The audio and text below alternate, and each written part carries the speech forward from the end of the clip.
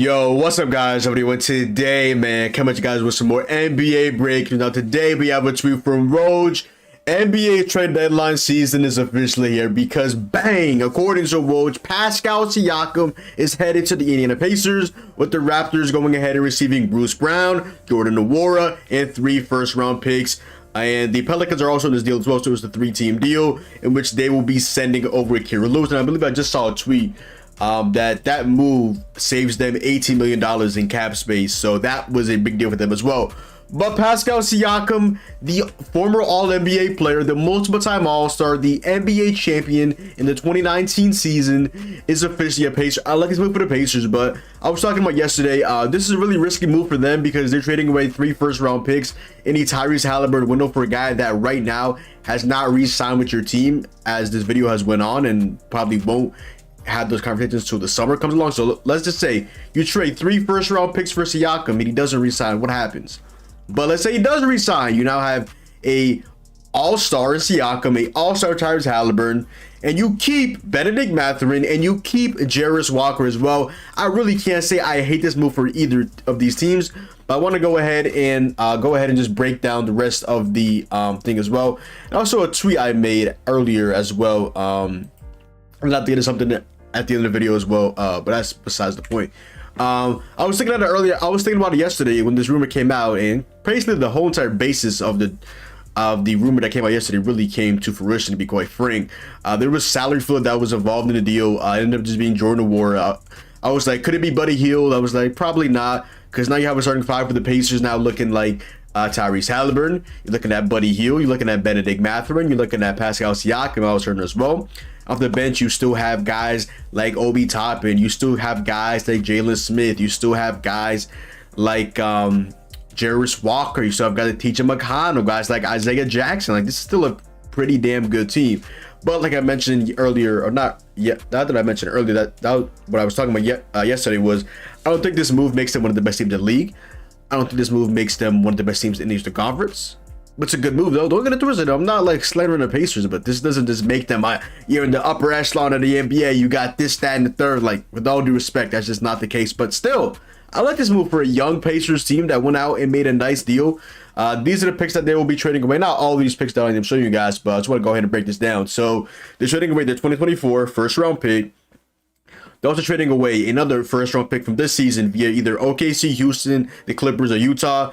The Pacers are now the Raptors will be receiving the least or less favorable of OKC's first-round pick, or Houston's 2024 first-round pick protected for selections 1 to 4, or the Clippers' first-round pick, and Utah's 2024 first-round pick protected for selections 1 through 10, or Houston, Atlanta to OKC to Indiana. That's a lot to go ahead and just break down.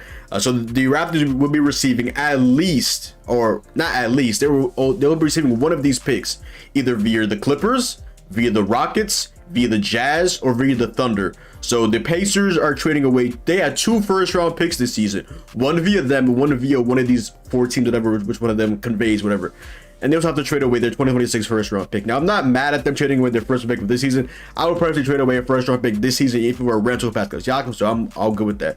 Now, trading away a pick for one of these teams, again, if it conveys, we'll see about that. And then trading away another 2026 first-round pick during the Tyrese Halliburton window, you better hope and pray Pascal Siakam goes ahead and re-signs. Now, the Raptors have went about these 2 deals in different type of ways. In the first deal for OG Anunoby, went out and got IQ and RJ, no draft capital. The second deal, you get the draft capital, you get Bruce Brown, which I assume they will go ahead and flip Bruce Brown because I don't see him really starting on this team with all due respect. I still think that does Bruce Brown start with this team? I'm trying to map out a Raptors starting 5 right now. You're looking at what, Emmanuel Quickly. You're looking at, Scotty Barnes has been a 2 for the team this season, but he's now at the 4, if I'm not mistaken, correct? You have now Jakob Poeltl, like, Jesus Christ. You're looking at IQ.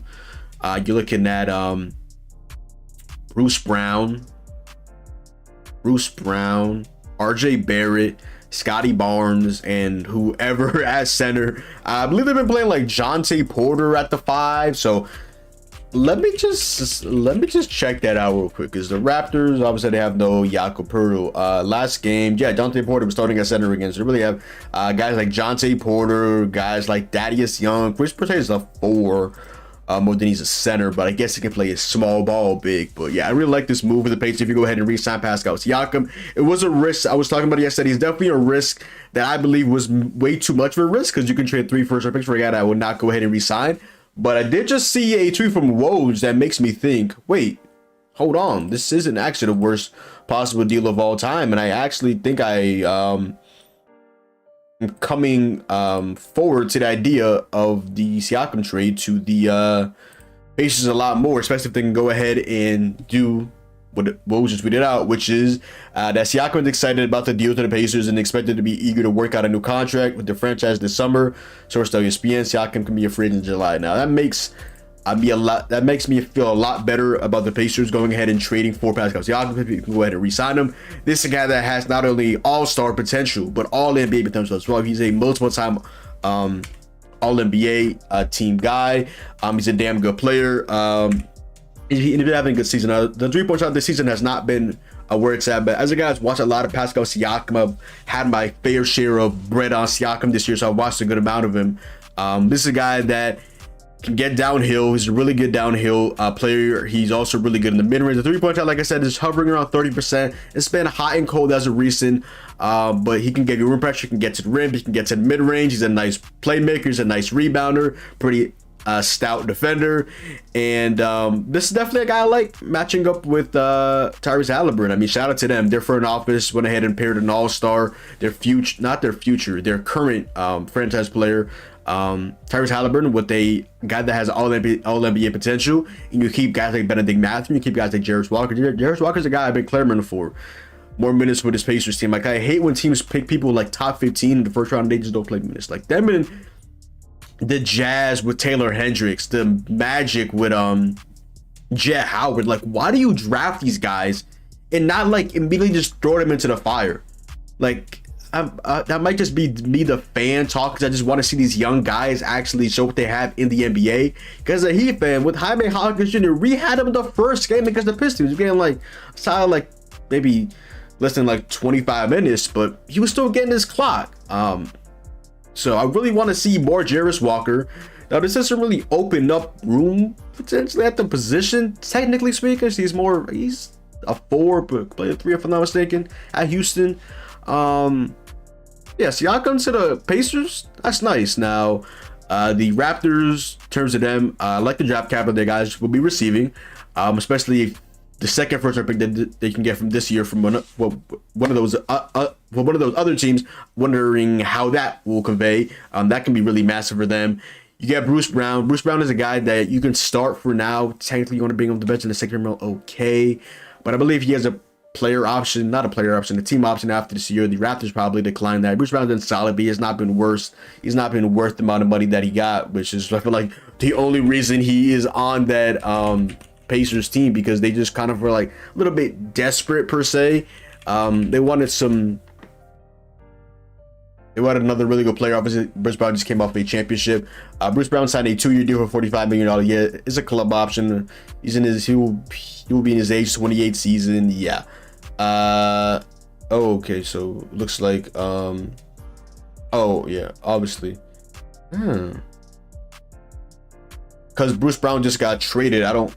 I believe like just recently too, Bruce Brown just became a tradable player. It was like sometime in January, but I don't think he can get traded apparently due to the aggregate trade restriction. This player cannot be traded with other players until March 17, 2024, which is after the trade deadline. So maybe they just keep and hold on to Bruce Brown or some shit. I don't know if they can work around that. I don't know, but Masai Ujiri, shout out to him. He absolutely cooked.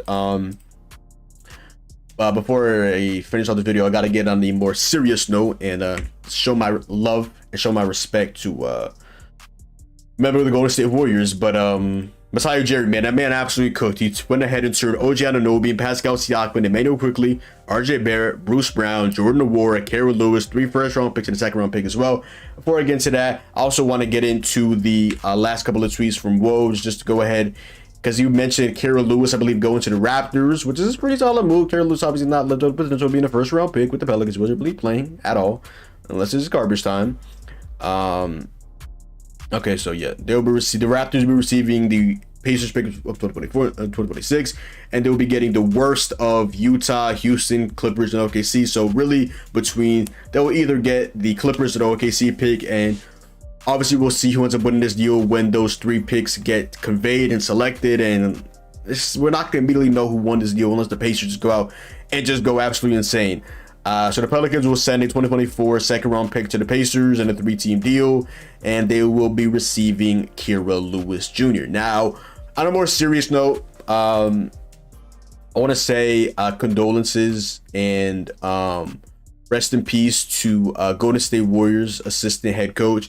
I actually found out how to pronounce his name, so I don't go ahead and butcher it. Before I get to that, I just wanted to show this post right here. Golden State Warriors assistant head coach has passed away at 46 years of age. I repeat him. Apparently, he went ahead and unfortunately had a heart attack yesterday when he was in the Utah Jazz restaurant. Obviously, the game was today. It got canceled. Which when I found that out, I was like, "Holy shit! Like this is actually bad." Because I had heard about it not too long ago, and then I was like, "Damn." But then we saw this update. I'm like, they canceled the game. Like that has to mean something major has happened, because you know the NBA really doesn't be canceling games like that. They didn't even want to cancel the games that everybody was getting COVID a couple years ago. So I was like, dog. But yeah, I definitely want to show my love and my condolences to the family, the loved ones, to the Golden State Warriors family. Like I said, I had found a post where I had the ability to go ahead and kind of just break down his name. So I want to say my condolences and rest in peace to Dejan Milovic. Dejan Milovic. Rest in peace. I believe he is Serbian as well, so shout out to them, salute to them. I believe he also coached Jokic. I saw a post in Serbia. So again, rest in peace to Dejan Milojevic.